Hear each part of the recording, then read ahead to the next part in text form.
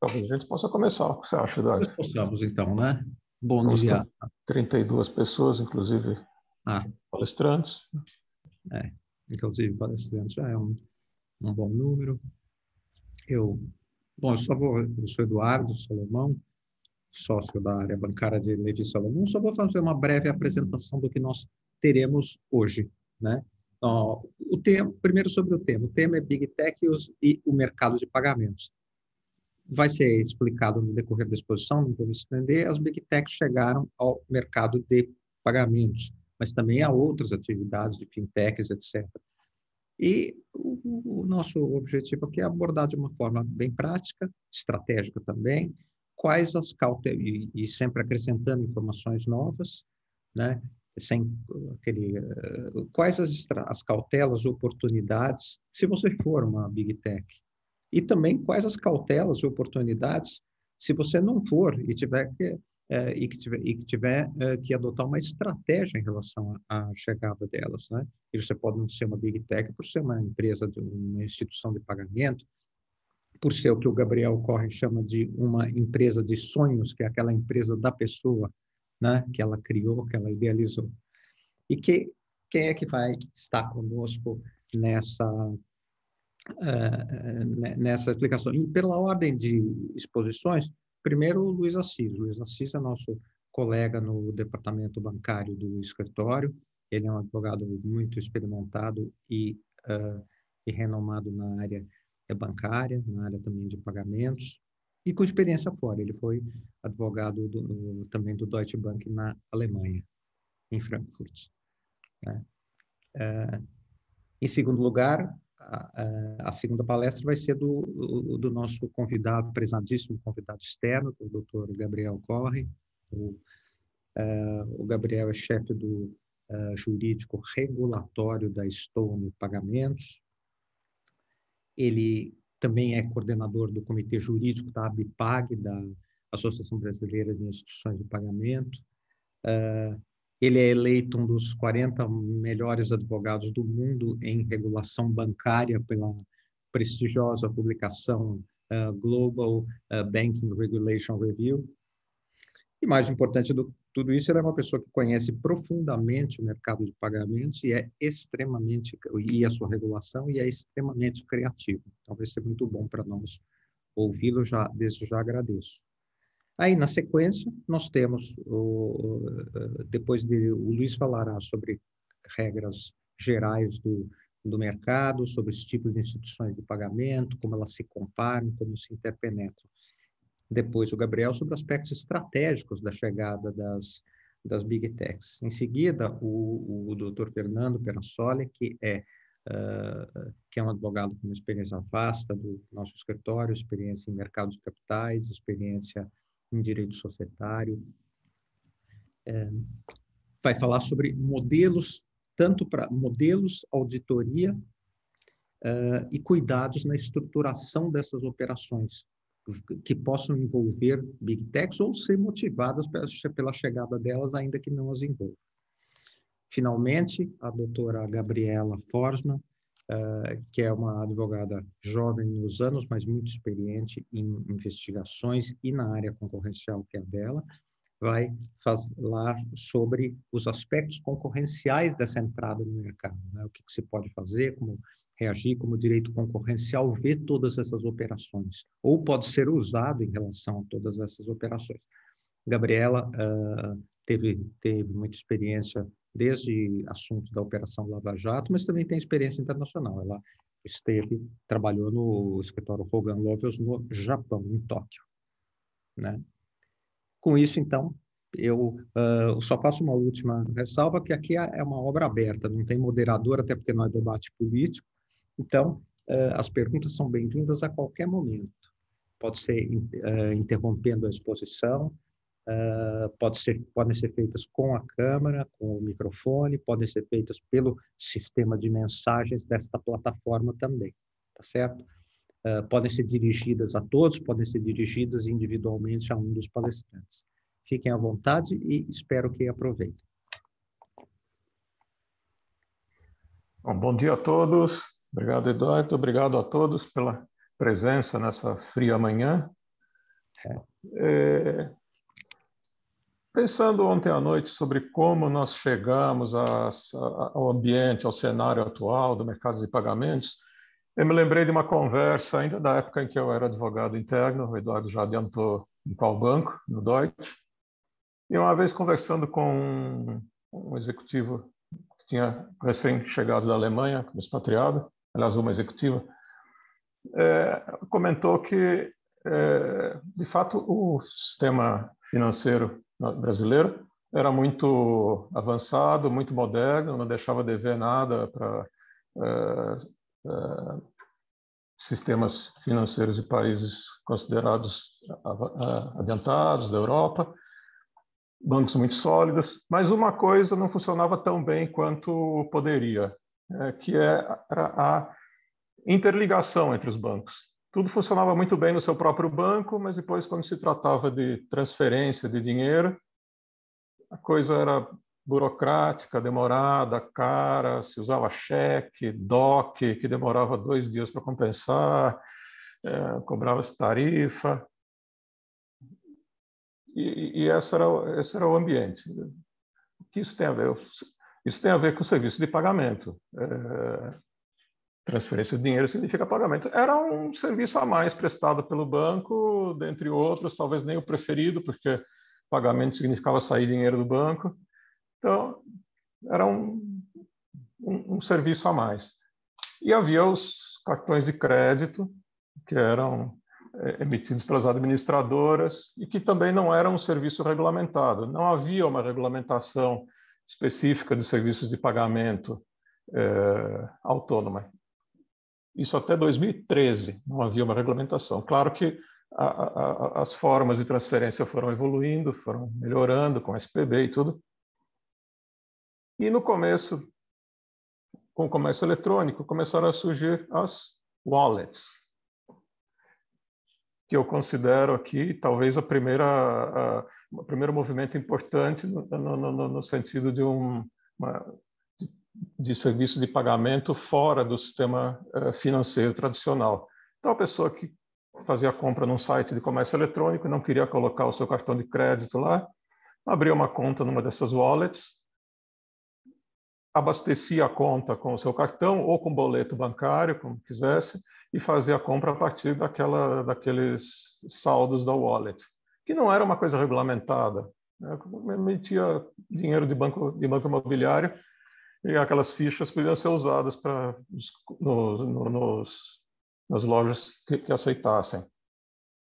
Isso começou a despertar atenção, interesse, para dizer o mínimo, do regulador, porque à medida que esse sistema vai se tornando maior, mais importante, isso pode começar a representar um risco por não ser regulamentado. E aí, em 2013, surgiu a primeira regulamentação do serviço de pagamento, primeiro com a medida provisória 615, que virou a Lei 12.865, as primeiras resoluções e circulares que regulamentaram os serviços de pagamento. E foram criados 3 serviços de pagamento, correspondentes àquelas coisas que já existiam, com nomes estranhos que ninguém entendia na época, né? Emissor de moeda eletrônica ou de instrumento pré-pago, que eram essas wallets, o emissor do pós-pago, o instrumento pós-pago, que são os cartões de crédito, e as credenciadoras, que são os adquirentes, aquele que habilita o estabelecimento. E uma coisa muito importante que a regulamentação abraçou logo no início, importante para a gente entender como a gente chegou ao ponto em que estamos, foi a interoperabilidade. É um princípio que foi colocado lá na resolução 4282, está na lei também, que a regulamentação deveria prestigiar a interoperabilidade. E o que é isso? O nome é meio autoexplicativo, mas o que é? A interoperabilidade talvez seja a resposta àquela objeção da executiva alemã lá dos anos 90, que reclamava da falta de integração entre as instituições e da dificuldade de transferir. Basicamente, a característica, a interoperabilidade é o que permite que, numa explicação simples, usuários de um sistema interajam com usuários de outro sistema sem precisar aderir àquele outro sistema. Um exemplo típico é dos sistemas de telefonia. Qualquer assinante de qualquer empresa telefônica conversa com qualquer outro do mundo. Outro exemplo é do e-mail. O e-mail de qualquer provedor conversa com o e-mail de qualquer outro, coisa que não acontece com serviços de mensagem do tipo WhatsApp e outros que só conversam entre si, com aqueles usuários. Pode até conversar com um outro específico, que é daquela mesma Big Tech, mas eles não são interoperáveis por natureza. Enquanto que os sistemas de pagamento, por definição, já na gênese da regulamentação, foram criados interoperáveis. E isso abriu uma possibilidade enorme e uma dor de cabeça também. Quem trabalha na indústria vai saber melhor do que qualquer outra pessoa o trabalho que dá tornar interoperáveis os sistemas. Mas abre uma possibilidade enorme para novos entrantes. Porque os novos entrantes, os clientes daqueles novos entrantes automaticamente têm acesso a todos os outros participantes do sistema de pagamento e a todos os outros fundos. Quer dizer, quem abre aquela wallet pode receber dinheiro de qualquer outra conta de pagamento ou corrente ou transferir dinheiro, não está restrito aos usuários daquele sistema. Então, isso foi o primeiro grande passo que permitiu que chegasse onde nós estamos. A regulamentação foi evoluindo, até que no ano passado, aqui não é o caso, não é o objetivo passar em resenha toda a evolução da regulamentação, mas um outro ponto importante que aconteceu foi no ano passado, no contexto do Open Banking, a criação das iniciadoras de transação de pagamento, que foi o quarto tipo de instituição de pagamento, além daquelas três que a gente acabou de mencionar, da regulamentação inicial. Que é aquela instituição que inicia o serviço de pagamento, provoca o serviço de pagamento a pedido do usuário, mas sem ser a detentora dos fundos, quer dizer, a conta não é nela própria, e sem, em momento nenhum, deter os fundos transferidos. Ela só comanda a transferência de uma outra instituição de pagamento, ou financeira, banco, para o recebedor. Então, se você, por exemplo, é uma fintech de câmbio, por exemplo, que oferece serviço de câmbio na sua plataforma, no seu app, o cliente fecha o câmbio, muito bem, e aí você tem que mandar o cliente ir ao seu banco, na situação normal, e ao seu banco fazer uma TED, um DOC, para pagar aquele câmbio que acabou de ser fechado. Ir, ainda que virtualmente, ir ao app do banco ou ao site do banco e fechar. Se você for um iniciador de transação de pagamento, o cliente pode fazer isso dentro da sua própria plataforma, porque dentro da plataforma ele autoriza que você vá ao banco dele, qualquer que seja, e comande a transferência dos fundos para o fechamento de câmbio, sem necessidade de um acordo com aquele banco específico, porque a própria regulamentação já lhe dá esse poder, essa possibilidade, como iniciadora de transação. Então, foi nesse ambiente que começaram a surgir esse ambiente que permitiu, primeiro, que serviços de pagamento começassem a ser prestados separadamente de instituições financeiras, por instituições dedicadas a isso. Claro que a financeira também pode prestar, aliás, a licença de banco permite, já que ela preste todos os 4 tipos de serviço de pagamento, mas não precisa ser, e muitos não são. A regulamentação permitiu a criação de instituições dedicadas a isso no primeiro momento. E num segundo momento, que é esse que nós estamos vivendo e que é o tema principal da nossa conversa de hoje, a entrada de outros agentes que não têm tradição, ou não tinham até esse momento, no mercado de pagamentos, surgiram fazendo outra coisa, e que entram no mercado de pagamentos porque detêm 2 coisas importantes, além do capital, mas esses bancos também detêm, claro, mas detêm 2 coisas importantes: a base de clientes e base de dados de clientes. Então, começam a entrar no mercado de pagamentos, e o serviço de pagamento passa a ser, muitas vezes, um meio, uma atividade a mais que aquele agente desenvolve, aquela big tech, ou aquele agente desenvolve, uma atividade a mais ou uma atividade meio para a sua atividade fim. Então, podemos dar alguns exemplos aqui do que nós estamos falando. E esses são os dois últimos capítulos aqui da minha fala. Exemplos do que nós estamos falando. E aqui eu dou exemplos, não passo aqui nenhuma informação de cliente, informação que a gente tenha em função da nossa atuação profissional, são dados públicos, que é só entrar no site do Banco Central ou dessas empresas e se descobre como elas atuam, né? Qual é a estrutura jurídica por trás delas. Então, por exemplo, o serviço de pagamento do WhatsApp, operado pelo Facebook. O WhatsApp é um instituidor de transação de pagamento, iniciador de transação de pagamento, também conhecido pela sigla em inglês PISP, Payment Initiator Service Provider. Então, olha só, quer dizer, o usuário do WhatsApp que vai fazer uma transferência, só pela sua conta comanda uma transferência para a conta do destinatário.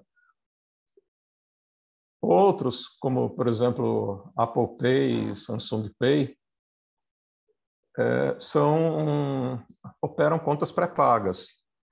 São uma plataforma de cadastro, você cadastra o seu cartão de crédito, com o seu cartão de crédito você alimenta uma conta pré-paga, como aquelas wallets que surgiram logo no começo, e a partir daquela conta você faz os pagamentos.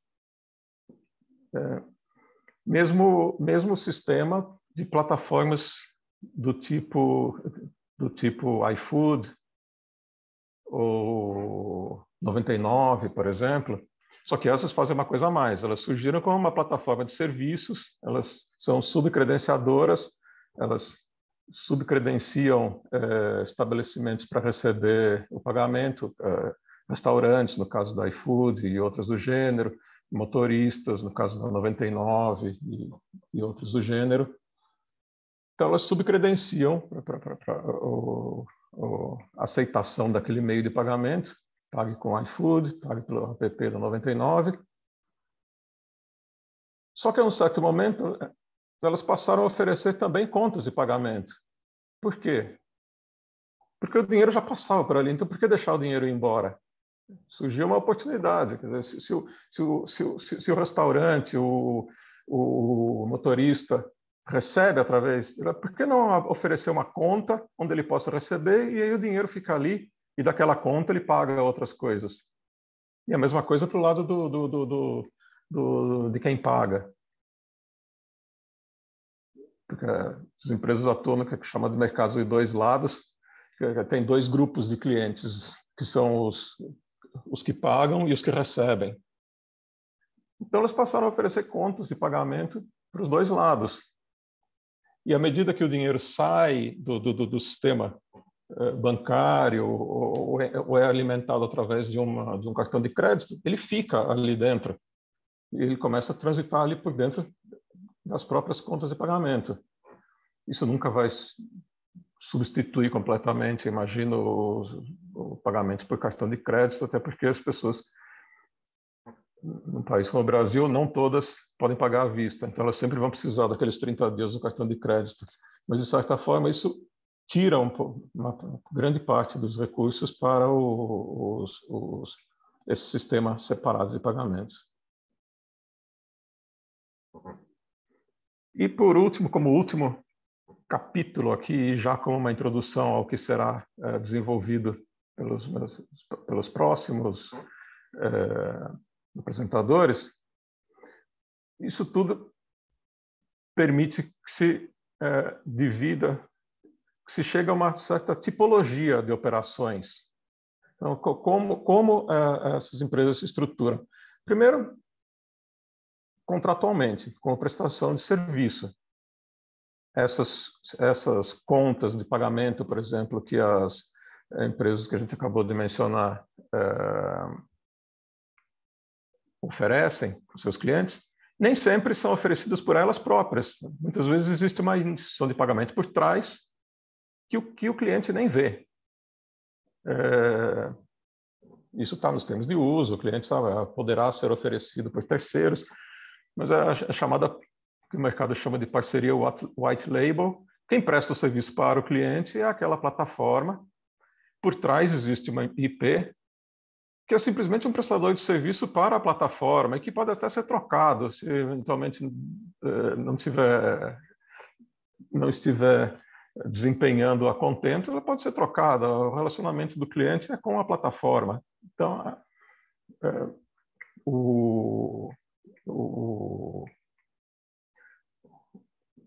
a plataforma, a Big Tech, meio que envolve o prestador de serviço de pagamento. Isso como arranjo contratual. Mas, além disso, existem as operações, os arranjos societários.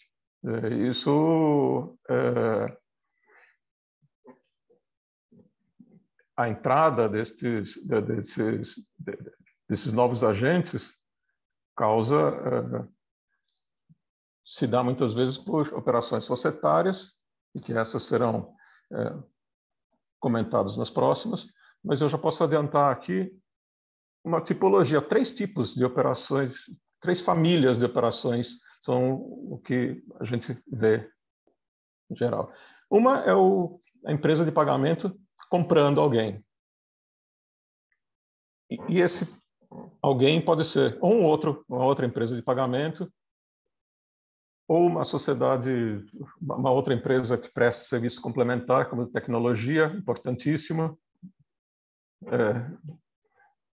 ou de uma startup, de uma pequena empresa, de alguém que teve uma grande ideia, de uma coisa muito revolucionária, que é isso que o Eduardo se referiu, um sonho de alguém que criou uma pequena startup com muito valor agregado, porque ele faz uma coisa que outros não sabem fazer, e essa empresa de pagamento praticamente compra aquela pessoa, aquela ideia, se chama de acqui-hiring. Outra família de operações é a Big Tech comprando. E comprando o quê? Outra vez, ou uma empresa de meio de pagamento, ou uma dessas startups, fintechs, o sonho de alguém. E o terceiro, a própria startup, fintech, comprando outra, dessa vez não a Big Tech ou a empresa de pagamento, porque ela não tem capital, mas se unindo com outras do mesmo perfil para prestarem o serviço. Eu acho que isso era o que eu tinha, e eu passaria a palavra ao Gabriel. Isso, se ninguém quiser fazer já algum comentário, alguma pergunta, eu passaria a palavra ao Gabriel Cohen, que vai, dentro desse contexto, dar a sua visão de mercado. Obrigado. Muitíssimo obrigado, Luiz. Obrigado, Eduardo, pelas gentis palavras de sempre. É um prazer enorme estar aqui, certamente numa das bancas mais renomadas do país, tendo essa conversa e discutindo um assunto tão caro ao mercado financeiro, em especial de pagamentos, que é a entrada das Big Techs. Como o Luiz bem mencionou, a gente vê aqui hoje no Brasil um campo extremamente fértil para inovação, né? Eu sempre digo que a Lei 12.865, o marco regulatório dos meios de pagamento, enquanto diploma principiológico, eminentemente principiológico, ele empoderou o Banco Central, obviamente sob as diretrizes do Conselho Monetário Nacional, para estabelecer uma regulação que conceba novas tecnologias e a diversidade de modelos de negócio. Eu acho que essa premissa ela fica muito bem materializada quando a gente pensa no último ano na criação de uma nova modalidade de instituição de pagamento, que é a iniciadora de transação de pagamento. Em 2013, certamente, quando a medida provisória foi convertida em lei, não havia o que se pensar em pagamentos eletrônicos, uma iniciação no ambiente terceiro. Não se falava em open banking, em compartilhamento de dados e serviços, e o centro dos dados e serviços financeiros era o usuário e não mais as instituições que tinham um monopólio histórico da informação e, por consequência, concediam crédito de forma, na prática, exclusiva para os usuários finais, em razão do monopólio informacional, que, na prática, é uma mera barreira artificial para a entrada de novos agentes. Então, nesse contexto, quando é criada a instituição iniciadora de transação de pagamento, nada mais é do que o Banco Central concebendo a possibilidade de que novos agentes, players que não atuavam frequentemente no mercado financeiro e que o core business, né, que é a linha principal de negócio, não são serviços financeiros, ou seja, não são custódia de recursos, transferências desses valores, habilitar estabelecimento para aceitação de instrumentos de pagamento, ou seja, players que não necessariamente desejam participar do fluxo financeiro da transação, por seu negócio ser eminentemente tecnologia, como é o caso das Big Techs, mas podem sim passar pelo fluxo informacional. E essa virada de chave que acontece no Brasil no último ano e, obviamente, se espelha em outras jurisdições, e aqui faço referência expressa à União Europeia, ao Payment Service Directive 2, a PSD2, que foi um marco na União Europeia, que acho que um divisor de águas na tecnologia financeira, o Banco Central traz para o arcabouço, né, regulatório essa nova figura de instituição de pagamento. E por que é tão relevante, talvez, e aqui me atendo à estratégia de negócio dessas empresas novas de tecnologia, dentre elas as Big Techs, por que é tão importante esse marco e essa formalização na regulação desses agentes? Pelo simples fato de que no momento que ela passa a ser autorizada pelo Banco Central, primeiro, todos os usuários desse serviço, pagadores ou recebedores, estão tranquilos em relação à segurança ofertada para o ecossistema. Quando a gente pensa em players que passam pelo fluxo informacional, comandando transações, como o Luiz bem mencionou, sem dúvida ele gera um risco para essa transação, né? No momento que ele obtém o consentimento e comanda para que a instituição detentora da conta autentique ou não essa transação e depois, obviamente, confirma, dados financeiros passam e, obviamente, um vazamento dessas informações podem gerar, né? A gente hoje, um dos riscos que a gente mais debate na indústria financeira, principalmente pós-pandemia do Covid, e cada vez mais uma crescente digitalização do serviço, é o risco cibernético, né? Acabou sendo até um risco autônomo do risco operacional nos últimos anos, sob a ótica da supervisão e da própria, né, agenda BC-REG do Banco Central, já considera o risco cibernético um risco autônomo. Sem dúvida, segurança da informação, tecnologia da informação é uma das grandes preocupações na oferta dos serviços eletrônicos de pagamento, e no momento que elas são autorizadas, todos os controles passam a incidir sobre essa operação. Então, num primeiro momento, sob a ótica do usuário, há realmente um conforto de que esse serviço ele está sendo supervisionado, ele é disciplinado pelo Banco Central e, obviamente, ele pode usar tranquilamente. Assim como, né, eu costumo dizer que, acho que há 20, 30 anos atrás, o maior medo do usuário de serviço financeiro era, obviamente, talvez chegar num banco e não achar o dinheiro lá, né? Corrida bancária, e a gente tem uma série de mecanismos de FGC e hoje, né, o risco sistêmico extremamente bem disciplinado no mercado financeiro. Talvez nos próximos anos o maior receio de um usuário de serviço financeiro vai ser, bom, Se eu comandar uma transação nesse ambiente, ou se eu baixar esse serviço, onde vão estar meus dados, né? A gente vai ter controle sobre isso, porque a custódia dos recursos está pacificada. Acho que a gente tem bons mecanismos de gerenciamento de risco sistêmico. Agora, segurança da informação é algo que a gente vai ver se desdobrar nos próximos anos. Mas, dito isso, para além da segurança, a gente teve uma grande oportunidade de negócio para os players de tecnologia. No momento que eles passam a ser autorizados, inclusive as Big Techs, eles passam a acessar o ambiente do Open Banking. E eu me arrisco a dizer aqui que o futuro do mercado financeiro está intimamente conectado ao bom desenvolvimento do Open Banking. Porque quando a gente pensa, né, nos dados de serviços financeiros poderem ser compartilhados daqui para frente, a gente, né, já está agora na entrada, o Open Banking se desdobrando, tivemos a entrada da primeira fase, vendo a segunda e já a terceira, e muito em breve a quarta fase, compartilhamento de todos os dados de serviço mediante o consentimento do usuário. Essa instituição regulada ela passa a acessar a Big Tech ou qualquer outro player de tecnologia, passa a acessar o histórico informacional desse cliente, podendo prever uma série de soluções agregadas em benefício da gestão financeira.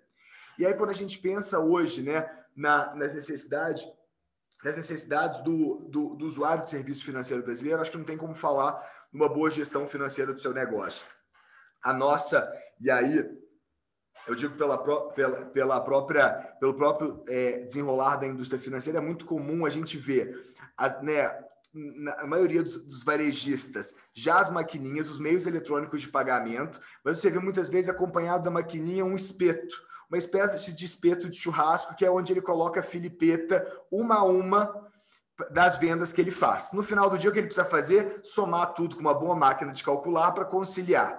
Ou seja, não faz o menor sentido se falar em meios eletrônicos de pagamento, em pagamento 24/7, em Pix, e ele conciliar linha a linha dessas transações. Ou seja, com base no acesso a essas informações e soluções de gestão, soluções financeiras automatizadas, ele consegue gerir totalmente o seu negócio de uma forma muito mais eficiente. E no momento que empresas de tecnologia passam a acessar essa informação, elas podem ofertar soluções com base nesses dados e serviços financeiros.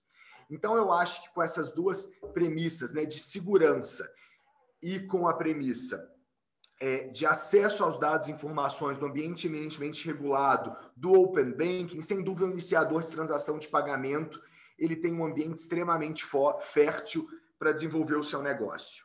E aí, obviamente, vem as preocupações, talvez, que ele deva ter. E aí eu acho muito interessante destacar que o Banco Central foi muito assertivo no momento que ele enquadrou a instituição de pagamento.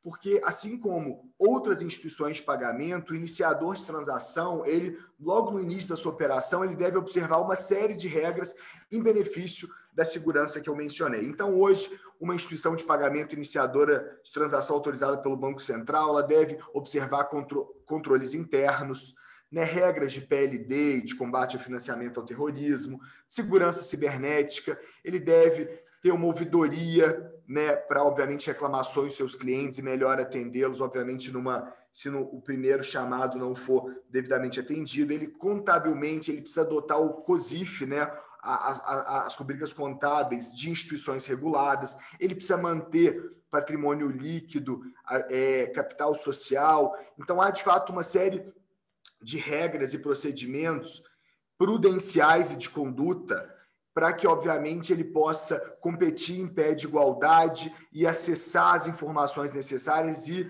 ofertar soluções de vanguarda no ambiente regulado do Open Banking ou do sistema de pagamentos como um todo. E é importante dizer que, no momento, ele também deve observar controles no que diz respeito a acesso a dados. Isso porque, e aí pegando o gancho aqui, Luiz, que você mencionou que, de fato, muitas dessas empresas, né, em outras jurisdições, não atuam no sistema financeiro e não tem, né, acho que o know-how do serviço financeiro de pagamento, estão começando essa nova linha de negócio aqui no Brasil como uma oportunidade. É importante dizer que que todas as informações armazenadas, né, os dados financeiros na iniciação de transação de pagamento, eles devem ser usados exclusivamente para o serviço de pagamentos. Obviamente, não pode se valer dessas informações sem o consentimento do cliente, sem a visibilidade dele para usar isso, por exemplo, em outros serviços correlatos que não são financeiros, né? Então, imagina, por exemplo, em serviços de mensageria, ou de motor de busca, ou de redes sociais, porque realmente esses dados são exclusivamente para iniciação de transação de pagamento. Da mesma forma, não pode alterar valor da transação, realmente ela apenas materializa o comando dos clientes. E também não pode armazenar todo o conjunto, né, de dados e credenciais para autenticar essa transação, porque isso cabe à instituição detentora de conta. Isso é muito importante, e aí eu tomo a liberdade de frisar esse aspecto, porque quando uma instituição inicia uma transação de pagamento, nada mais é do que ela oferta um comando, né, em nome desse cliente para mover recursos de uma conta A para uma conta B. Mas, obviamente, o cliente ele deve autenticar essa transação, né, na instituição onde ele mantém os recursos. Ou seja, ele precisa chegar no banco que o dinheiro dele está lá custodiado e falar, olha, eu autorizo, né, eu autentico essa transação e, de fato, sou eu. Por quê? Obviamente, numa fuga de recursos, né, numa espécie de fraude, a instituição que mantém os recursos seria responsabilizada. Aí você teria, obviamente, incentivos cruzados, né?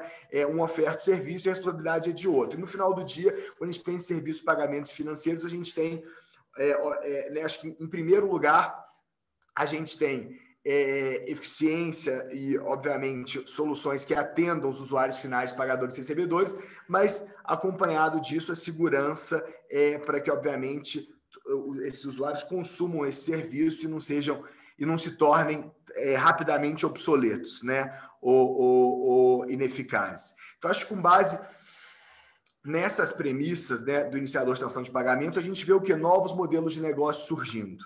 Isso é muito interessante, porque quando a regulação estabelece essa possibilidade com condições isonômicas, a gente vê uma série de players desenvolvendo soluções com know-how em vários outros segmentos adjacentes. Então, você pode ter empresas de tecnologia no ramo de telefonia, empresas de tecnologia no ramo de software, no âmbito do sistema operacional, de redes sociais, de motor de busca, que passam a desenvolver soluções. E o que é muito interessante também, que o arcabouço regulatório estabeleceu, que casa totalmente com uma estratégia de negócio desses novos players.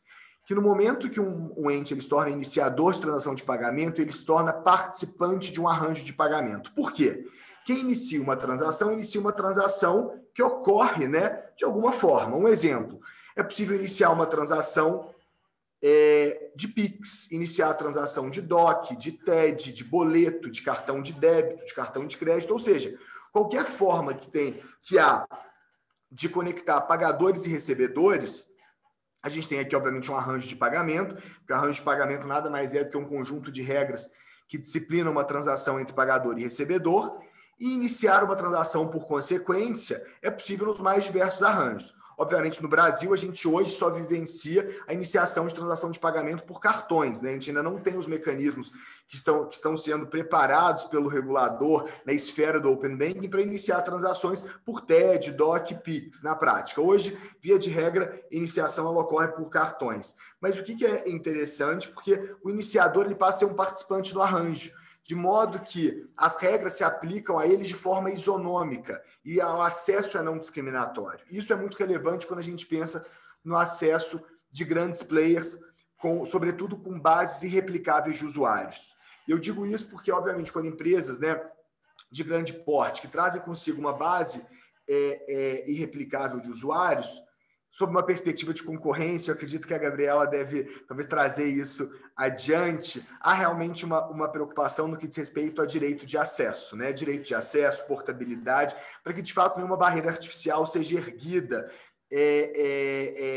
em benefício, né, talvez de um abuso de poder dominante ou algo do gênero. Então, acho que aqui a gente tem realmente um arcabouço que permite a entrada dos mais diversos players de tecnologia, obviamente, permitem essa entrada com condições isonômicas de acesso e de uma forma regulada, que permitem, de fato, acessar as informações e os dados para que, de fato, possam participar da vida financeira dos usuários dos serviços de pagamentos em geral.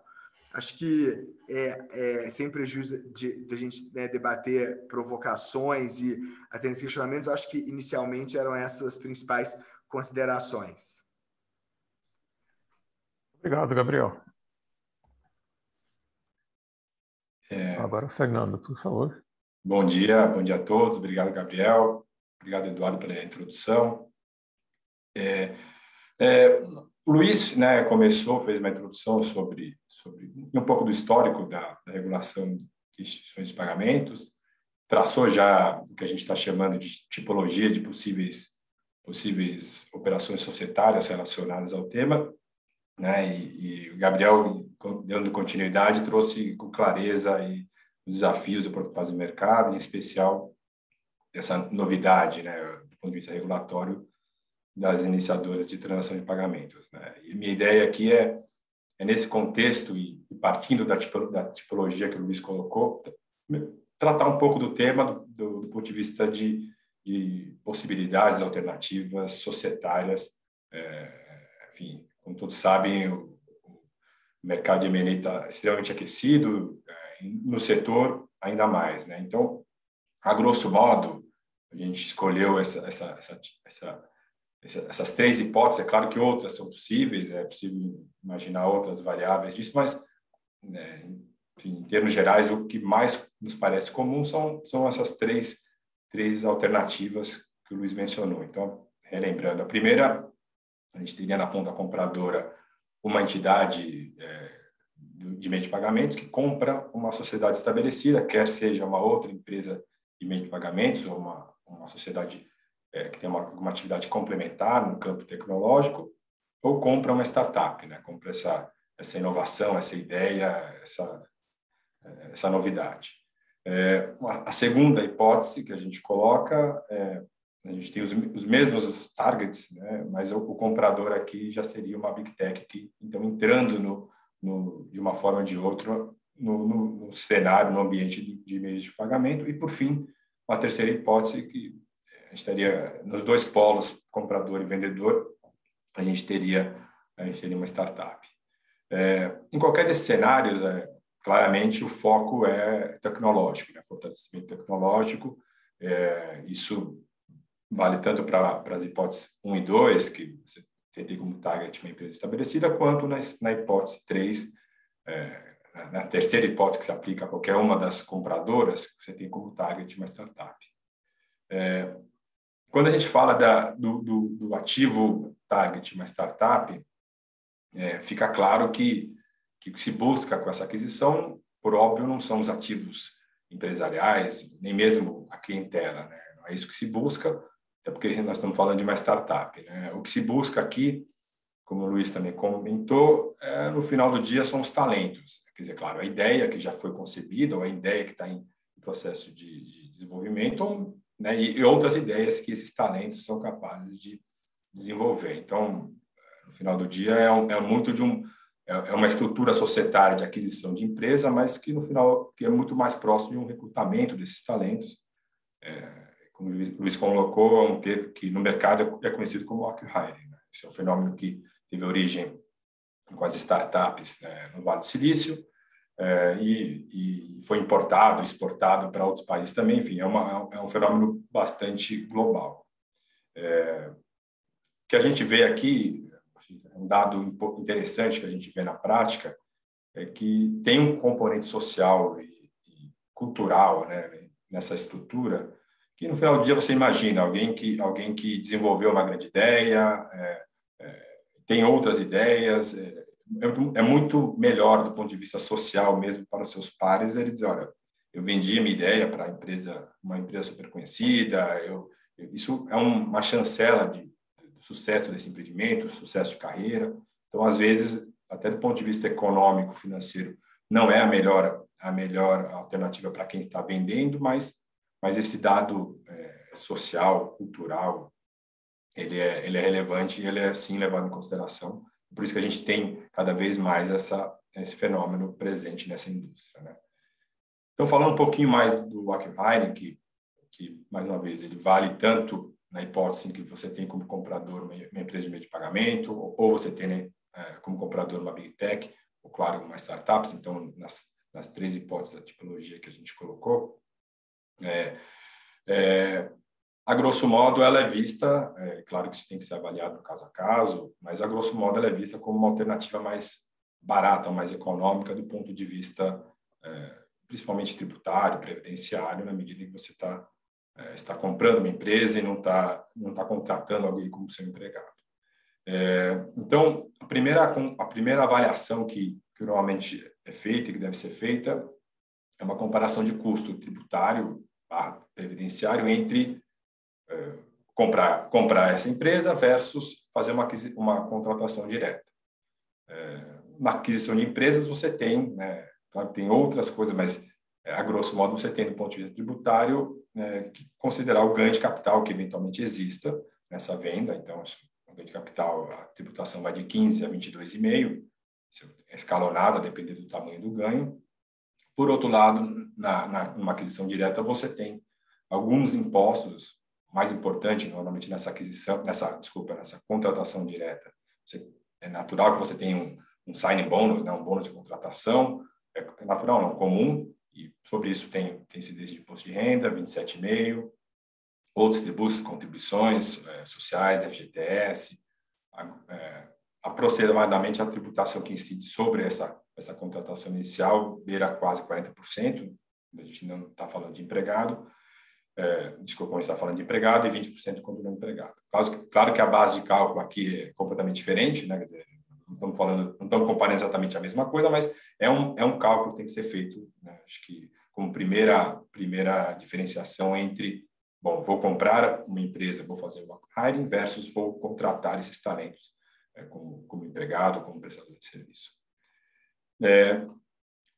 Outras vantagens, aí sim, já olhando como possíveis vantagens no sistema do hiring, como já mencionado em certa medida, é um pouco mais de flexibilidade no que se refere à remuneração e a tendência de um custo menor nessa remuneração, na medida que você pode ter esse talento como um diretor estatutário, ele pode ter boa parte, talvez até a parte preponderante de sua remuneração derivando de dividendos, enfim, que até hoje continua não tributado.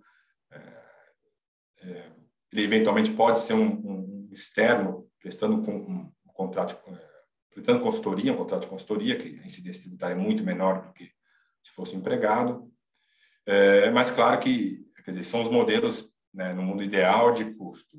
Isso tem que ser trazido para a realidade, tem que se verificar, essa é uma preocupação que tem que ser colocada, o quanto que, de fato, você tem nesta relação com esse novo talento que foi, em certa medida, adquirido, você tem ou não uma relação de emprego. Porque senão, no final do dia, você pode estar escolhendo o que parece ser o cenário mais barato, mais eficiente, mas criando um problema e carregando um problema que lá na frente pode aparecer. Então, enfim, relação de emprego, são alguns elementos que têm que ser considerados, os principais, pessoalidade, habitualidade, onerosidade e talvez o mais relevante que tem que ser avaliado, claro, numa situação de caso a caso, é a subordinação. Então, entender e verificar, no caso concreto, o quanto que uma das pontas tem um poder diretivo, de fiscalização, de fato, comandar as ações desse talento ou não. Né? Isso, por óbvio, é uma avaliação que tem que ser feita no caso a caso. Uma segunda vantagem potencial do acqui-hiring versus uma contratação direta desses talentos também passa pelo aspecto tributário, que é aplicável a toda e qualquer aquisição de empresas, né? Na medida que você, enfim, uma estrutura bastante comum e que fomenta muito dos processos de M&A, na medida que você, na parte do preço que é pago, há um ágio, né? Esse ágio acima, que é justificado normalmente, enfim, pela expectativa de rentabilidade futura das empresas, esse ágio, uma vez incorporada a empresa, ele é amortizável, né, para fins fiscais, isso num prazo de 5 anos, 60 meses, e no final do dia ele reduz a base de cálculo para imposto de renda, para contribuição social sobre o lucro líquido, enfim. Então, muitas das transações têm, né, tem como motor ou parte, claro que isso não é o fundamental da tomada de decisão, mas ela é levada em consideração porque isso pode representar uma economia tributável relevante. Uma outra possível vantagem do acqui-hiring versus uma contratação direta em relação com cláusulas de não competição, né? Na medida em que você eventualmente, né, essa pessoa, esse talento que foi trazido para dentro do grupo, ele pode eventualmente deixar esse grupo. Então, se ele foi contratado diretamente como empregado, é bastante limitado o quanto que você consegue vincular essa pessoa a uma não competição, por óbvio, né? Você tem uma ingerência correta, em certa medida, dos tribunais trabalhistas, para limitar isso, tanto questão temporal quanto questão de território, e no final do dia, ou mesmo de atividade. Numa relação de emprego, não faz sentido você travar essa pessoa com não competição dentro das habilidades, da formação profissional dela, porque você estaria tolhendo a possibilidade de trabalho que numa relação de emprego é absolutamente não aceitável. Né? Quando você tem no acquihire, uma aquisição de ações, você também tem alguns limites a observar. É óbvio que tem um pouco mais de liberdade, porque, a grosso modo, o preço pagou ou deveria pagar também essa cláusula de não competição, mas há limites também a observar. Os tribunais limitam, a grosso modo, diria, claro que depende de uma avaliação caso a caso, mas limitam temporalmente isso, diria que 5 anos é como a jurisprudência caminha, em termos de limitação de prazo, e outras limitações tendem a ser impostas na medida em que a transação envolve algo que esteja sujeito à supervisão e avaliação do CAD. Então, até pela seus objetivos e função, diria que no CAD também 5 anos é um limitador, a grosso modo, deve ser observado. Também se busca limitar essa não competição ao mercado relevante, ao que está, de fato, atingido pela operação. Por outro lado, é necessário que se demonstre que há ganhos de eficiência que compensem, em certa medida, essa restrição. Então, enfim, é uma vantagem no sentido, você tem um pouco mais de flexibilidade quando você faz um acquihire versus uma contratação direta, no que se refere à não competição, mas também com uma série de limites. Pensando um pouco mais, saindo um pouco do acquihire, mas pensando em transações de M&A nesse ambiente, a gente tem várias preocupações, né? Quer dizer, como qualquer outro processo de M&A, você tem nos cenários A e B, né? Você tem como comprado, como empresa adquirida, potencialmente uma empresa estabelecida de meio de pagamentos. Você tem um histórico maior, uma empresa com histórico, com passivos, com contingências, e você, a grosso modo, você tem uma auditoria legal, tradicional, como qualquer outra transação. Quando a gente fala que o target é uma startup, que pode ser adquirida, quer seja por uma empresa de meio de pagamento, cenário A, uma empresa de Big Tech, cenário B, ou por uma outra startup, você tem, por óbvio, uma sociedade de menor porte, que pode passar a impressão de que a auditoria é menos relevante, que à medida que essa empresa é menor, ou mesmo que o preço a ser pago é menor.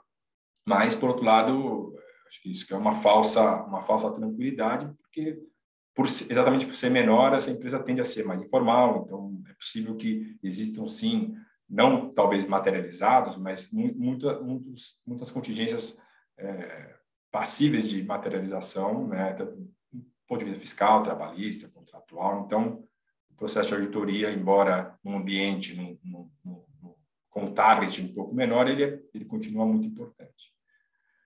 Nesse subgrupo, quando a gente está falando do acquihiring, tudo isso é válido que a gente colocou, e eu acho que eu somaria a isso uma avaliação que deve ser feita muito próxima de uma auditoria, por assim dizer, que se faria na contratação de um executivo relevante. Então, no final, como no acquihire você está comprando essa ideia ou recrutando essa pessoa, tem uma avaliação muito clara que deve ser feita aqui também.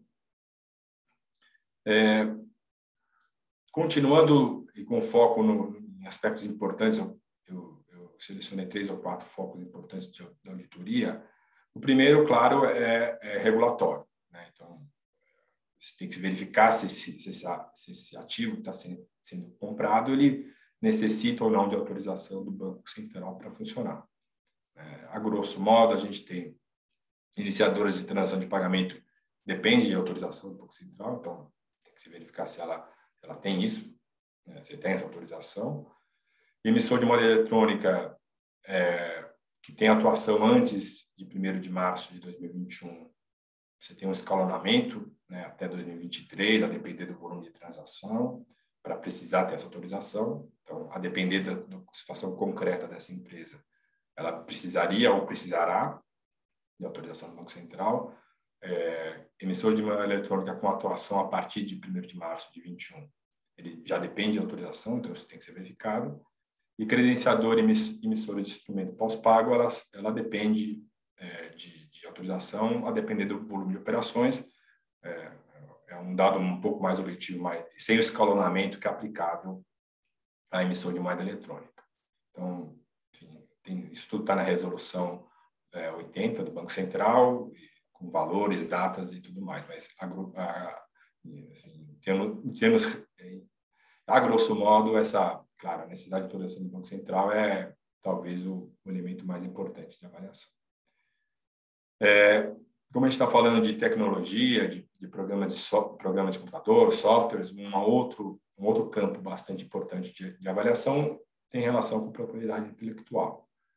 Você tem aqui tanto marca, né, enfim, que eventualmente, a depender do status dessa empresa, ela já tem o seu valor, então tem que ser verificado se a marca já está registrada no INPI, quanto o software, né, os programas de computador, né? Então, eles que também é protegido por direito autoral, existe uma lei específica sobre isso, que é a Lei 9.609 de 98, conhecida como Lei do Software.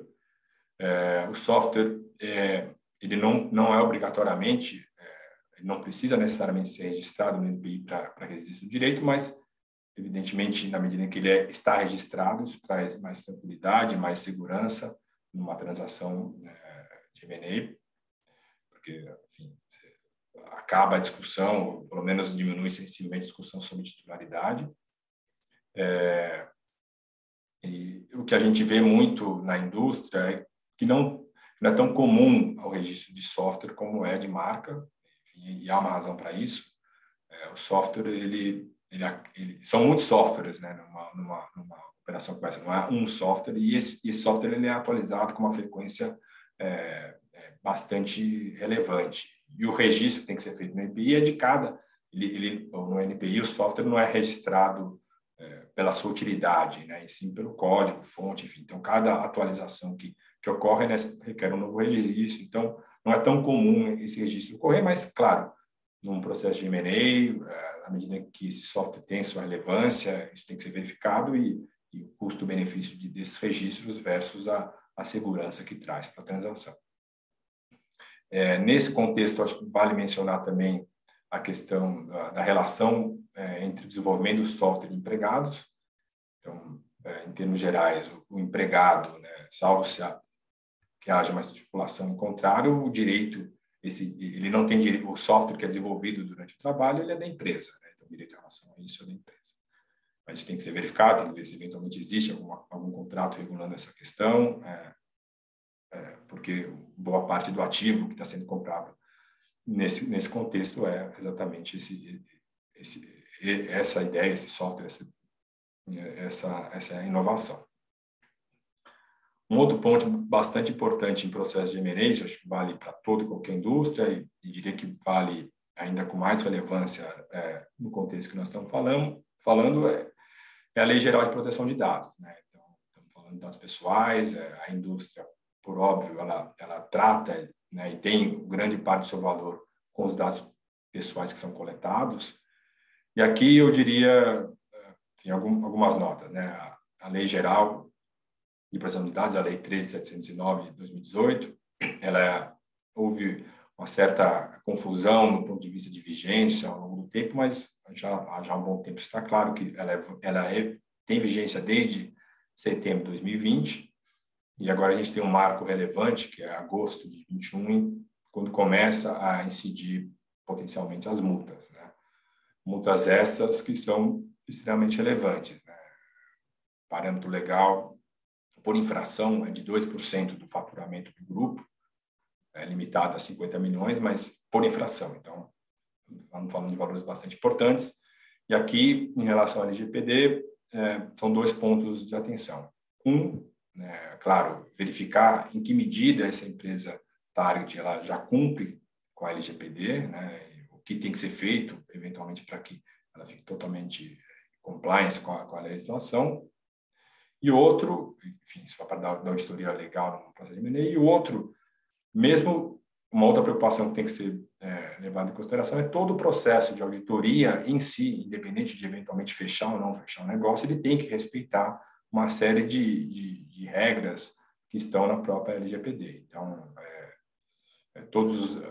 enfim, tem muita coisa para falar sobre a LGPD e também não é o foco, mas, em resumo, eu diria que é preciso o que tem por trás da LGPD? A preocupação no que se refere a dados pessoais, dados de pessoas físicas. Então, é preciso 2 coisas. Uma, que se verifique, né, nesse processo de auditoria o quanto desses dados pessoais precisam, de fato, ser transferidos ou disponibilizados para o potencial comprador, para que ele faça uma avaliação do negócio, né? Então, precisa fazer sentido que aqueles dados das pessoas para aquele negócio, para a avaliação do negócio, para que ele possa aí sim ser disponibilizado e na medida do possível, sempre que possível, eu diria, é importante que haja uma anonimização desses dados, né? Então, esses são os principais pontos. É importante que haja uma base legal que permita essa transferência e que ela seja feita com cuidado. A questão da LGPD, ela tem maior relevância quando a gente fala numa transação de M&A em que asset deal, né, que você está comprando ativos, porque daí você, de fato, está transferindo esses dados pessoais, ela tem menos relevância quando a gente trata de uma aquisição de ações, porque, embora, para todos os efeitos, a pessoa jurídica é transferida, então os dados pessoais continuam com essa pessoa jurídica, há um novo controlador, mas não houve transferência de dados. Isso não tira a importância de, durante o processo de auditoria, ter todo cuidado para que a LGPD seja também respeitada.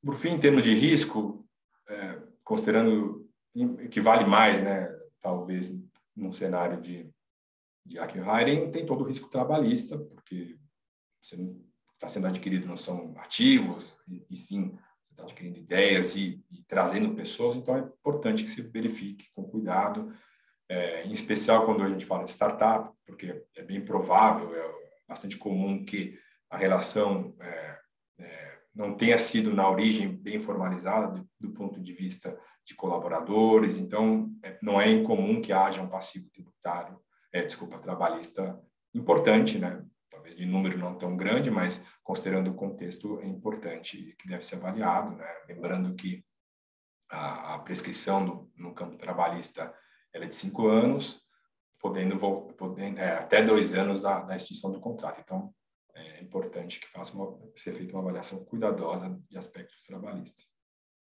E, por fim, não exatamente uma preocupação do ponto de vista de auditoria, mas sim uma preocupação regulatória, e fazendo um gancho com o que coloquei no começo, é importante que se observe, né, se há ou não necessidade de autorização do Banco Central para uma alteração de controle societário. Claro que isso só vai se aplicar para entidades que estejam sujeitas à autorização do Banco Central, então aquela primeira avaliação de necessidade ou não de autorização para funcionar é muito importante, e se houver essa necessidade de autorização do Banco Central para funcionar, por consequência, a alteração do controle deve ser submetida ao Banco Central. Aqui a avaliação ela não tem um foco concorrencial, a preocupação do Banco Central nesta específica avaliação não é concorrencial, né? No fundo, o Banco Central ele quer entender quem é o potencial novo controlador, né? Entender se há capacidade econômico-financeira desse controlador, se a origem do seu recurso é lícita, e a reputação, né, desse controlador. Então, tem um juízo de valor para autorizar essa transferência de controle e, de novo, sem tratar, pelo menos nesse aspecto específico, que é a resolução do Banco Central 81, de aspectos concorrenciais. É claro que há uma avaliação concorrencial, que é feita em conjunto, em certa medida. Acho que a história, enfim, a Gabriela vai tratar um pouco, com certeza um pouco, não, com certeza melhor do que eu disso, mas existe uma avaliação concorrencial, né, do CAD, próprio, e em certa medida com algum elemento de atuação do Banco Central também. Então, passando a palavra para a Gabriela, né, quer dizer, a gente enxerga que há aspectos concorrenciais em qualquer um desses 3 cenários que a gente selecionou, quer seja comprador uma empresa de meio de pagamentos, quer seja comprador uma Big Tech, ou seja comprador uma startup. A preocupação concorrencial vai variar no caso a caso, mas ela se coloca, e por isso eu aproveito para passar a palavra para a Gabriela, que vai tratar do tema. Obrigado. Obrigada, Fernando. Bom dia a todos. Seguindo essa nossa linha de raciocínio, né, uma vez decidida qual empresa será adquirida e qual vai ser o processo de due diligence, uma outra consideração muito importante é definir a estratégia de atuação perante o CAD e o Banco Central, que são 2 autoridades que contam com pessoal muito qualificado e são muito proativas, né, seja ao emitir guias normativos que orientem a atuação de players no mercado, ou até na aplicação de sanções pesadas, né? Então, por isso, inclusive, houve muita queda de braço no passado entre o CAD e o Banco Central sobre qual autoridade seria competente, de fato, para analisar operações envolvendo instituições financeiras, né, do ponto de vista concorrencial, mas em 2018, ambas emitiram um ato normativo conjunto, que é o número 1 de 2018, que determinou a forma de atuação conjunta, né, dessas autoridades e também criou um balcão duplo. Então, hoje em dia, o CAD e o Banco Central têm uma atuação muito coordenada. E um exemplo recente, né, do ano passado, no caso, quase que simultânea e alinhada até dessas autoridades, e que inclusive envolve o setor de pagamentos, foi justamente a adoção de medida preventiva pelo CAD e edição de circular pelo Banco Central, que determinaram a suspensão da utilização do WhatsApp para iniciação de pagamentos. Então, quais são os critérios, né, que você deve avaliar para decidir se você deve falar com o Banco Central e ou com o CAD, né, já que a gente tem esse balcão duplo?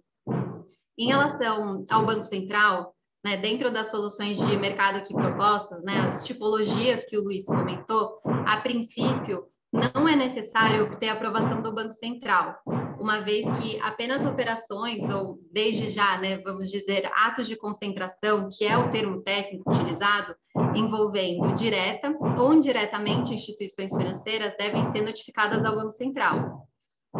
Mas tendo em vista que a verticalização é justamente uma das características, né, do mercado de meios de pagamentos, é possível que haja alguma instituição financeira no grupo comprador ou no grupo vendedor, e nesse caso a aquisição deverá ser notificada perante o Banco Central.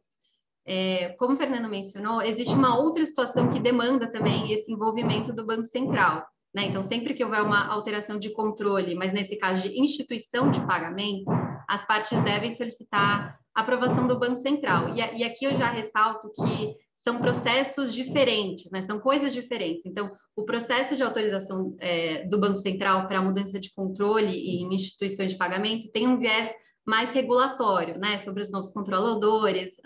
Então, o Banco Central analisa, por exemplo, se esses controladores têm uma reputação ilibada, né? Qual que é a origem dos recursos utilizados na operação, e que isso é diferente desse processo de aprovação de atos de concentração, né, envolvendo instituições financeiras, que o foco é, de fato, concorrencial, né, pode até chegar a questões de risco sistêmico. Então, só para separar aqui os procedimentos. Com relação ao CAD, que será o foco da nossa conversa, uma operação deve ser notificada sempre que ela cumprir 3 critérios cumulativos. Esses critérios estão relacionados ao tipo de operação, aos efeitos gerados pela operação e também ao faturamento dos grupos econômicos envolvidos. Eu vou explicar cada um desses critérios na sequência, mas aqui já vale ressaltar que o critério de faturamento é especialmente relevante nessas tipologias, né, ou até vias de concentração defensiva, né, que a gente está falando, à luz de todas essas novidades do mercado. Então, porque esse critério provavelmente vai determinar se você deve ou não acionar o CAD. Bom, o primeiro critério determina que a operação se enquadre no que a gente falou no ato de concentração, né, que é esse termo técnico. Então, basicamente, um ato de concentração ocorre quando houver uma fusão entre empresas, né, que eram independentes anteriormente, quando ocorrer a aquisição de controle ou de parte de uma outra empresa, então, quando você compra ativos de uma empresa, quando houver a incorporação, ou quando houver um contrato associativo, que tem um conceito jurídico definido, né, no âmbito antitrust, e eu posso explicar isso depois, claro, consórcios, ou se você entra numa joint venture. Ou seja, né, esse critério é preenchido nas 3 tipologias, né, que a gente tem falado ao longo dessa conversa, por se tratarem de aquisições de empresa, né? O segundo critério de notificação obrigatória do CAD se refere aos efeitos dessa operação. Então, operações que envolvem parcial ou inteiramente o Brasil, ou que possam, de alguma forma, gerar efeitos no Brasil, devem ser notificadas ao CAD. E esse critério é muito mais relevante quando você está analisando uma operação que é, por exemplo, inteiramente realizada no exterior, né? Só que hoje a gente está falando de concentrações defensivas, né, envolvendo justamente o mercado de meio de pagamento no Brasil. Então, esse critério será naturalmente preenchido, né? E o terceiro, e no nosso caso, mais importante critério, é justamente o valor de faturamento mínimo para que uma operação seja de notificação obrigatória. Então, uma operação deverá ser notificada quando uma das partes, né, da operação ou seu grupo econômico, então o comprador, a empresa-alvo, o vendedor ou o seu grupo econômico apresentar faturamento bruto no Brasil, no exercício fiscal anterior, né, de ao menos 75 milhões de reais. E a outra parte, ou o seu grupo econômico, né, detiver um faturamento no mesmo período de 750 milhões. Ou seja, os valores relevantes são, de um lado, 75 milhões e, de outro lado, 750. E, para fins desse cálculo, né, a gente mencionou que pode ser a parte envolvida ou o seu grupo econômico. Então, tem algumas regras aqui que são importantes, né? O que o CAD considera como grupo econômico? São basicamente todas as empresas que estejam sob controle comum, né? E as empresas nas quais essas tenham direta ou indiretamente 20% do capital social ou votante, né? Então, olhando para as nossas opções, né, para as nossas tipologias, é mais provável que esse critério seja preenchido nas hipóteses de aquisição entre empresas já estabelecidas. Mas tendo em vista que há diversas startups e fintechs, né, cujo investidor é um fundo de investimentos, é possível que essas operações também preencham o critério de faturamento. E nesse caso, vocês devem sempre lembrar que tem regras específicas para consideração de fundos de investimento como parte do grupo econômico, né? Então, basicamente, são considerados para esse cálculo o grupo econômico de cada entidade que controla 50% ou mais do fundo, todas as empresas controladas pelo fundo ou nas quais o fundo detenha 20% ou mais do capital total ou votante, né? E nesse caso vale mencionar que é uma coisa que o CAD voltou, né? E hoje em dia segue o que está escrito de fato na resolução relevante, é que não se leva em consideração o faturamento do gestor do fundo, né? E por que tudo isso que eu estou dizendo, né? Então, todas essas regras de CAD, por que elas são importantes? Então, o que acontece, por exemplo, se uma operação que seja de submissão obrigatória não for notificada ao CAD antes de você fechar a operação, né? O que a gente chama de a consumação mesmo, né, da operação. Basicamente, o CAD adota o conceito de gun jumping, né, que traduzindo seria como queimar largada, colocar a carroça na frente dos bois, enfim, se a gente pensar em ditados aqui, a gente vai longe, né? Mas a ideia é que constitui uma violação à lei concorrencial você deixar de notificar uma operação que deveria ser notificada ou fechar essa operação antes de uma decisão final do CAD. E isso é importante porque empresas que não cumprem com essa regra estão sujeitas a multas entre 60 mil reais e 60 milhões de reais e até mesmo a anulação da operação. E aqui vale um parênteses de que o CAD tem sido muito ativo na investigação de práticas de gun jumping, tendo emitido pelo menos 20 decisões condenatórias, sendo que a multa mais alta já aplicada foi de 57 milhões de reais em uma operação entre empresas de tecnologia. Bom, além disso, a lei da concorrência prevê uma possibilidade de análise posterior pelo CAD desses atos de concentração, né, dessas operações que não cumprem com os requisitos de notificação obrigatória. né, que é o que a gente chama de cláusula de clawback, né? Então, esse mecanismo pode ser aplicado pelo CAD até 1 ano depois do fechamento da operação, ou seja, mesmo que a operação não seja de notificação obrigatória, pode ser que o CAD demande que você a notifique, né? E assim, o CAD somente fez uso desse mecanismo em 4 oportunidades que envolveram mercados não relacionados a meio de pagamento, mas pode até ser que venha a fazer mais uso desse mecanismo em operações envolvendo mercados digitais, dados pessoais e até o setor de meios de pagamento. Claro que isso seria um exercício de futurologia, né? Mas até faria sentido, dado que esses temas que se misturam com muita frequência e que a tendência é estarem cada vez mais relacionados, né, devido ao ingresso de big techs no setor de pagamentos, tem estado muito na mira do CAD. E tem uma outra questão, né, que é que, basicamente, muitas operações envolvendo esses setores no exterior, que têm efeitos de alguma forma no Brasil, acabam não sendo analisadas pelo CAD. Até uma crítica, né, porque se fala que tem que o CAD nem está participando dessas discussões, né, justamente porque tem muitas operações que não preenchem esses critérios tradicionais de notificação que eu mencionei. Então, aqui só para ilustrar, né, foi o caso, por exemplo, das aquisições do Instagram e do WhatsApp pelo Facebook, do Shazam pela Apple e, mais recentemente, né, no ano passado, do Fitbit pelo Google, que não preencheram esses critérios tradicionais de faturamento no Brasil, né, mas, de certa forma, afetaram, enfim, virão a afetar, né, nessa aquisição mais recente, o mercado brasileiro.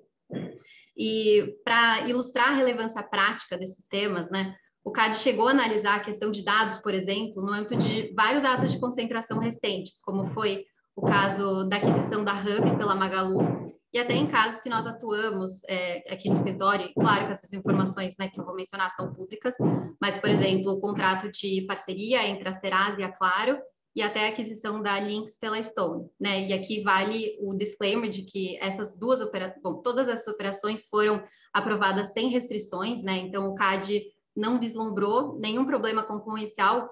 Pelo outro lado, na verdade, né? O CAD entendeu que essas operações foram pró-competitivas, mas foram pontos de atenção que foram analisados pelo CAD.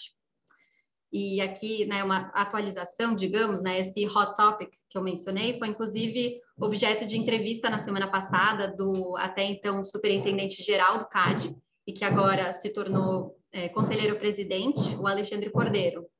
Ele falou um pouco sobre o que ele chamou de disputa geopolítica com relação às big techs, né, e também sobre a questão ferramental de análise de mercados digitais pelo CAD. E um ponto que eu ressaltaria, né, que eu achei interessante na entrevista dele, é que ele mencionou que o CAD tem evitado utilizar essa cláusula de clawback, né, que é esse mecanismo de análise posterior que eu mencionei, para não alarmar o mercado, mas que o CAD tem analisado de perto o comportamento de empresas incumbentes e feito o que ele chamou de investigações silenciosas sobre as ações dessas empresas. Então, para exemplificar, o CAD oficiou em uma leva só 19 empresas que contam com plataformas digitais nos seus modelos de negócios. Então, iFood, 99, Magazine Luiza, Microsoft, Twitter, enfim, várias empresas, solicitando informações sobre aquisições locais e globais realizadas nos últimos 10 anos. E nesses ofícios, o CAD questionou justamente, né, o faturamento das partes e, enfim, os negócios envolvidos e, mais importante, perguntou se essas operações foram notificadas à autoridade, seja no Brasil ou fora. E uma outra novidade, né, um próximo desdobramento, digamos, é que o presidente do CAD deve se encontrar com a Lina Khan, que é a presidente do FTC, e com o Richard Powers, que é o chefe da divisão antitrust do DOJ, no início de agosto nos Estados Unidos. Então, como esse assunto de break-up big techs, né, tem sido pauta política, inclusive nos Estados Unidos, o CAD tem prestado muita atenção a esse tema e pode ser que haja alguma novidade relacionada a mercados que envolvem, de certa forma, plataformas digitais, né? E isso porque, né, como os mercados digitais tendem a ter players globais, o CAD está atento às decisões emitidas no exterior e também tem uma relação de cooperação muito próxima com essas agências, né? Então, de troca de informações, de evidências, enfim, de fóruns de debates. Então, nós também temos que prestar atenção no que acontece mundo afora. Bom, feito esse longo parêntese sobre esse tema que é diria, super interessante, né, que está em pauta, eu concluiria com uma recomendação de que é muito importante incluir na sua estratégia de aquisição, enfim, qualquer outra operação, a análise de como lidar com o CAD.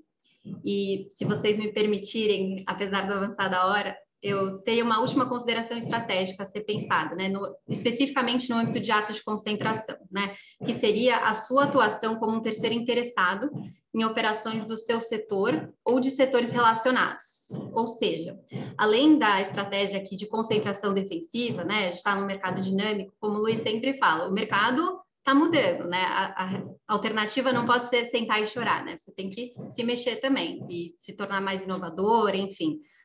E uma outra alternativa, né, para se defender de potenciais, digamos, efeitos danosos causados por atos de concentração, né? Por exemplo, o Gabriel mencionou aqui direito de acesso, né? Você pode ter um problema de, você vai alavancar uma posição dominante para outro mercado, enfim, tem vários potenciais problemas, né, que podem surgir em atos de concentração. Então, uma estratégia mesmo seria justamente você solicitar, né, fazer parte desse processo, né, como terceiro interessado num ato de concentração no CAD. E essa é uma prática que tem sido muito utilizada em diversos mercados, inclusive no setor de meios de pagamento, né, por players que estão atentos aos movimentos de mercado. Tem diversos casos, né, que contaram com terceiros interessados, né, até os casos que eu mencionei aqui hoje, né, então Stone Links teve 4 interessados, Magalu e Hub teve Mercado Pago, né, nesses casos os argumentos dos terceiros não vingaram, né, já que as operações eram pró-competitivas, então elas foram, como eu mencionei, aprovadas sem restrições. Mas tiveram vários outros casos em que a participação dessas empresas na análise do CAD foi muito eficiente, né, então tem vários exemplos, mas acho que um importante seria a criação do COD, né, o Bureau de Crédito dos bancos, dos 5 bancos, né, que houve ingresso de 5 terceiras interessadas, e a operação acabou sendo aprovada mediante um acordo com o CAD, né, que seria o ACC, que a gente chama, né, que segundo o qual as partes tiveram que cumprir com várias obrigações de não discriminação, enfim, implementar mecanismos de governança para garantir a independência do Bureau de Crédito em relação às partes, né, da operação, prevenir troca de informações comercialmente sensíveis, enfim, outras obrigações. Então, acaba sendo mais uma decisão estratégica, né, participar como um terceiro interessado na análise do CAD, desses atos de concentração, e especialmente porque o CAD, né, e assim, como qualquer autoridade, possui recursos humanos e financeiros limitados, né? Então, assim, você pode, estrategicamente, né, chamar a atenção do CAD a pontos relevantes específicos da operação, que talvez o CAD não esteja atento e que podem, inclusive, te afetar, né, enquanto player do mercado ou até do mercado, de algum mercado relacionado, né, mas que tenha alguma sinergia, enfim. E, bom, com isso a gente fecha as nossas considerações. Eu sinto que haveria muitos assuntos relevantes, enfim, para horas ainda, né? Inclusive, nesse caso específico de concorrencial de condutas, mas, infelizmente, o tempo é curto, então a gente agradece a atenção de todos até aqui e convida vocês a fazerem comentários, observações, se tiverem dúvidas, reclamações, críticas. Obrigada. Gabriela, os 3 critérios que você mencionou para notificação são cumulativos. Exatamente.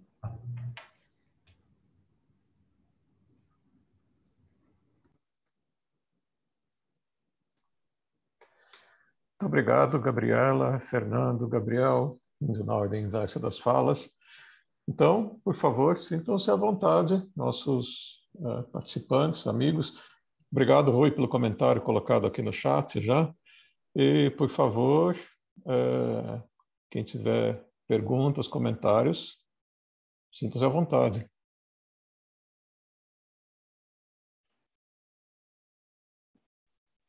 Bom dia, Luiz. Então, vou fazer uma pergunta aqui para o nosso colega da Stone. Qual é o futuro desses pagamentos? Quer dizer, Stone já é um big player, né? Tem as big techs chegando. O que mais a gente vai se surpreender em ver? Muito prazer, Rui. Eu acho que quando a gente pensa em serviços financeiros, sem dúvida, a gente vai ver cada vez mais mercados adjacentes próximos à indústria financeira de pagamentos, né? Posso dar um exemplo aqui nosso. A gente, quanto plataforma de tecnologia financeira, unimos pagamentos a software, né? Para permitir o varejista gerir melhor o seu negócio, vender mais. A gente sabe os desafios que ele tem hoje de gestão do seu negócio e vender e nos meios eletrônicos de pagamentos, conciliar essas vendas, otimizar o tempo dele com, obviamente, a sua gestão financeira. Então, o software, na nossa estratégia, vem justamente como uma solução. Eu acho que muitos outros players também estão se valendo de mercados correlatos para ofertar uma proposta de valor diferenciada. A gente teve o boom, obviamente, de, por exemplo, plataformas de delivery que agregam soluções de pagamentos, grandes marketplaces, né, tradicionais comércios eletrônicos, que agregam oferta também financeira de pagamentos. Então, acho que o mercado, sem dúvida, está vendo, diferentemente, eu acho, do que, né, os serviços bancários lá atrás eram vistos como algo segregado e a parte do negócio. Hoje a gente vê os serviços financeiros de pagamentos como parte de uma oferta de valor muito maior do que o mero a oferta de um Pix, de uma TED, de um DOC, de um boleto, de uma habilitação de cartão. Então, acho que me arrisco a dizer, talvez, que é isso. Obrigado. Parabéns pela live mais uma vez. Obrigado. Quando o Gabriel falou da PSD2, eu me lembrei, agora juntando com a pergunta do Rui, eu me lembrei que essa figura do PISP foi inspirada na Diretiva de Pagamentos da União Europeia. E tem uma outra figura que não foi adotada no Brasil, que é do AISP, Account Information Service Provider, que é simplesmente aquele agregador de informações. E quando eu vi aquilo no PSD2, eu achei que não era muito interessante, que o Banco Central até foi inteligente de não colocar isso, porque era uma coisa meio inútil, até um dia que veio um cliente perguntando, mas eu quero fazer isso, eu não posso, como é que eu entro no Open Banking? Eu não quero prestar um serviço, só que o meu serviço é de agregar informações para o cliente. O que eu preciso fazer para entrar no Open Banking? E não tem essa figura. Então, isso talvez seja uma coisa que possa, uma ideia que possa vir a ser adotada pela regulamentação brasileira. Sem dúvida. Acho que o AISP, né, essa agregação de dados, hoje ela já é possibilitada para o iniciador de transação de pagamento. A gente não tem aqui uma figura apartada, mas eu acho que o iniciador acaba acumulando essa atividade, sem dúvida, e é uma atividade que tem potencial de gerar, né, acho que uma entrega de valor enorme para o usuário de serviço de pagamento. Isso, ela já vem, está muito bem colocada, ela já vem dentro da sua licença, mas digamos que a pessoa nem não queira fazer a iniciação, né? Ele só quer agregar informações, então ele poderia obter uma licença mais simples, digamos assim, porque ele não comanda informações, não comanda transações, desculpe, e essa figura falta, poderia ser adotada.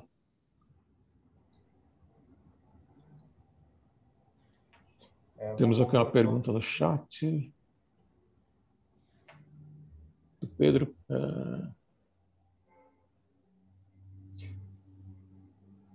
Do Pedro Serradella, vocês acreditam que o balcão duplo de regulamentação do Brasil pode dificultar a atratividade do mercado nacional para players estrangeiros? Ou o potencial brasileiro acaba sobrepondo as dificuldades regulatórias?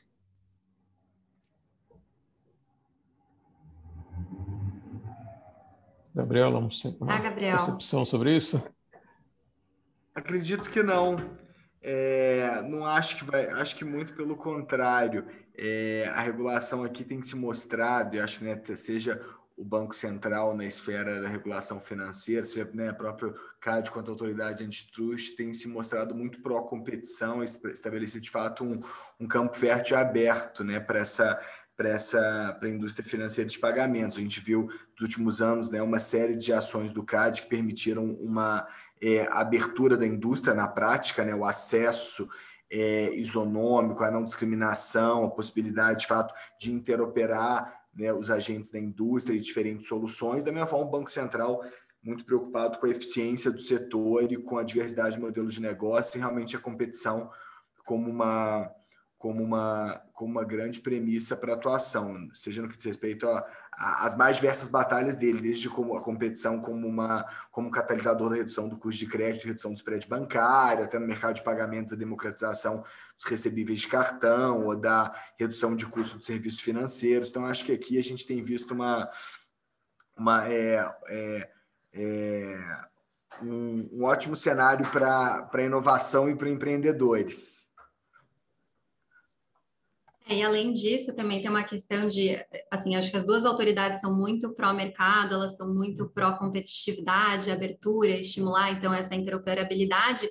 E também um ponto relevante é que a gente vê uma segurança jurídica, né, uma previsibilidade, né, então, além de ter diversas orientações, né, tem muitas decisões também, por exemplo, o CAD, ele é muito ativo na advocacy, né, na advocacia da concorrência. Então, ao emitir por exemplo, guias ou cadernos de estudo, né, que compilam toda essa jurisprudência do CAD, eu acho que isso também estimula, né? Sempre que você tem previsibilidade, segurança jurídica, é um fator que conta a favor, né?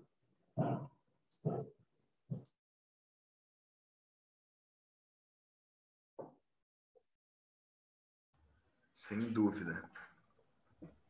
Obrigado. Eu vejo aqui também uma pergunta da Carolina. Obrigado, Carolina. Em complemento, como garantir que o arcabouço regulatório e uma exigência de autorização, custos de observância não serão impeditivos para a concorrência, principalmente no mercado aquecido de M&A com aquisições dos pequenos pelos grandes? Esse é o eterno dilema entre a regulação, que a regulação seja na medida justa, que não seja uma barreira de entrada excessiva e que não seja, que ao mesmo tempo não garanta a proteção do mercado e dos clientes. Hoje, a regulação das instituições de pagamento já é bem menos onerosa do que a regulação das instituições financeiras, embora muita coisa da regulação das instituições financeiras se aplique também às IPs, não é tudo, as exigências de capital são um pouco menores, essas exigências têm aumentado um pouco ao longo do tempo, como o Fernando mesmo já disse,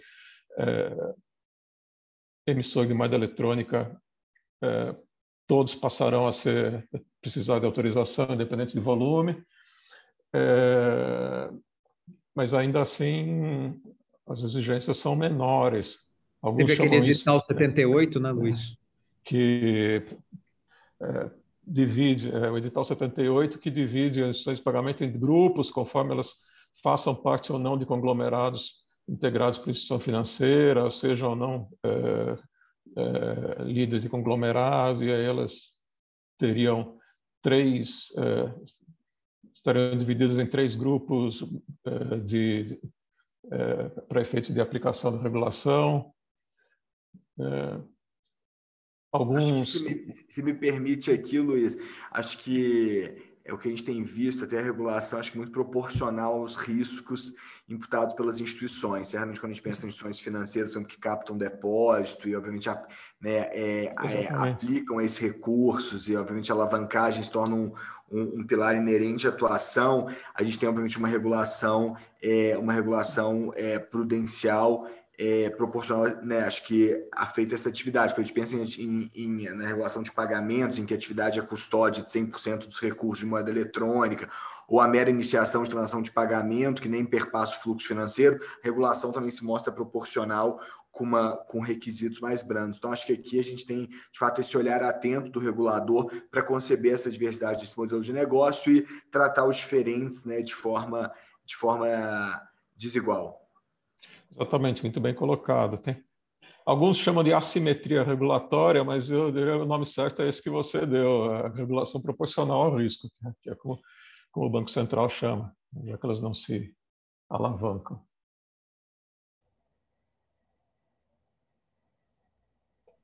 Bom dia, pessoal. Conseguem me ouvir? Ouvimos mal, mas pode falar. Opa, melhor assim? Melhor assim, pode falar, Lucas. Legal, tudo bem. Bom dia a todos aí, meu nome é Lucas, eu sou do Banco Bocom BDM. Parabéns a todos aí, excelente exposição. Minha pergunta iria um pouco mais para o lado da Gabriela /Fernando, que é no seguinte sentido, a gente sabe que no Banco Central existe muito essa visão de controlar atos de concentração para fins de regulação prudencial, evitar risco sistêmico e tudo mais. Mas aí, fazendo o benchmark da atuação de vocês veem também uma preocupação do Banco Central com concorrência na análise de eventuais fusões e aquisições envolvendo players financeiros? Ou, de fato, esse lado tem ficado mais com o CAD, enquanto o Banco Central tem ficado pelo lado do risco sistêmico mesmo? Considerando aí a atuação do Banco Central recentemente pró-competitiva de agenda BC-REST e tudo mais.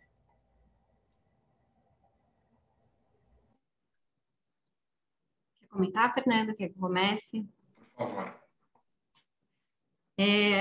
Assim, a gente vê que os dois têm essa preocupação, né? Mas eu acho que o Banco Central realmente é mais ativo sob a ótica concorrencial nas outras iniciativas, né? Nessas agendas de competitividade, né? Como você mencionou agora de BC-REST.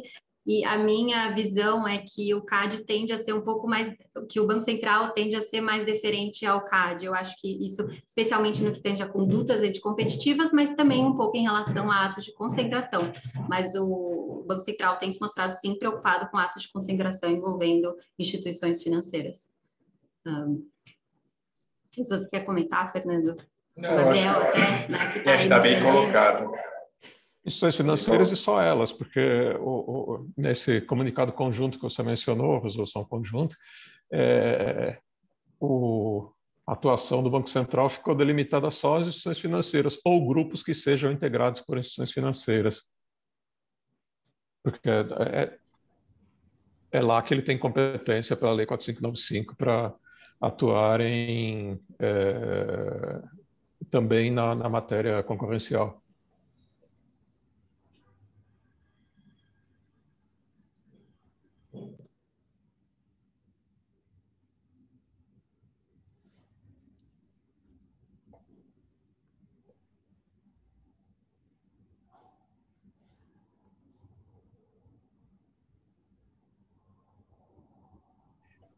Mais algum comentário? Mais alguma pergunta?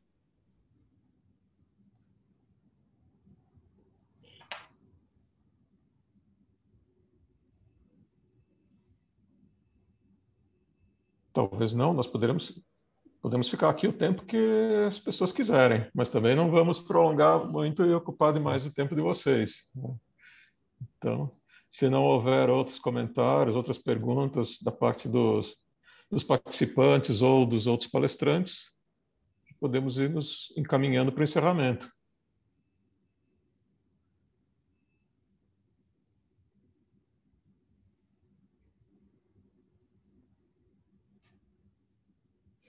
Eu acho que cumpriu muito bem o objetivo.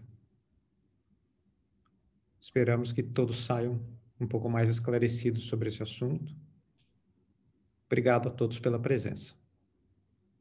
Obrigado a todos e claro que depois sintam-se à vontade para nos escrever, nos contactar, se surgirem outras dúvidas, outros comentários depois.